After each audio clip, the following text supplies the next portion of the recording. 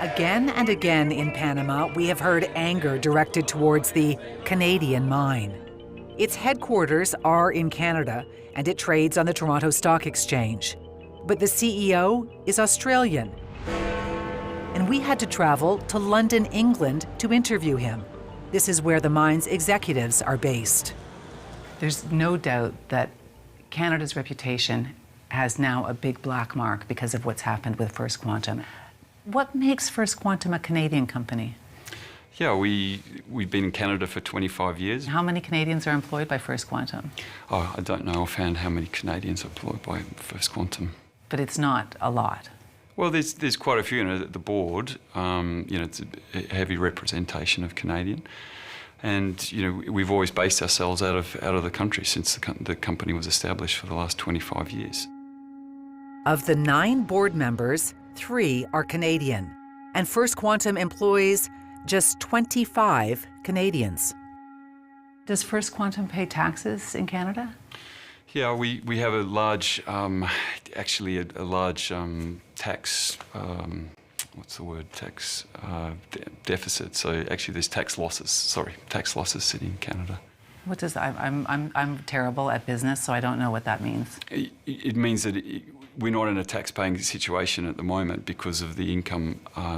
There's not much income that we generate in Canada. So Canada's not getting any benefit from the mining that you're doing in Panama as a Canadian company, in terms of taxes? In terms of taxes, no, because that's charged in Panama. First Quantum earned nearly $13 billion from their copper mines in 2021 and 2022.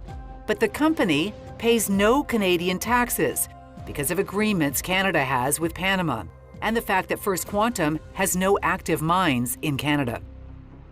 So I was just kind of wondering, what's in it for us as Canadians? Well, look, Canada is our home in terms of where First Quantum's come from, and there's a lot of the engineering support, a lot of use of skills and capabilities and training and development of those staff into the countries in which we operate that comes out of Canada.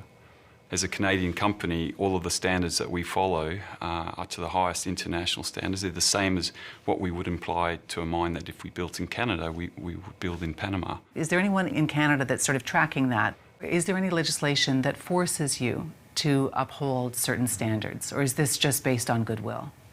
Yeah, it's a good question, Avery, and no, I'm not aware of anybody following up on that particular point.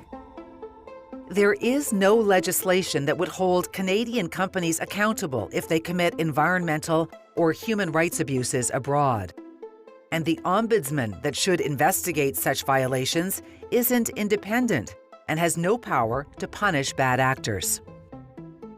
And despite the controversy surrounding First Quantum, CEO Tristan Pascal says the Canadian government has been helping the mine in its plight.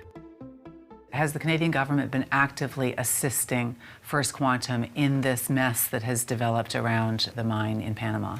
Yeah, so we're actively talking to all layers of government in Canada and seeking ways to bring advocacy to bear, just so Panama understands the situation. We wanted to talk to Canada's Trade Minister, Mary Ng, about her role in advocating for First Quantum. She repeatedly refused, and so we caught up with her in Ottawa. First Quantum Minerals is a really important Canadian company, providing,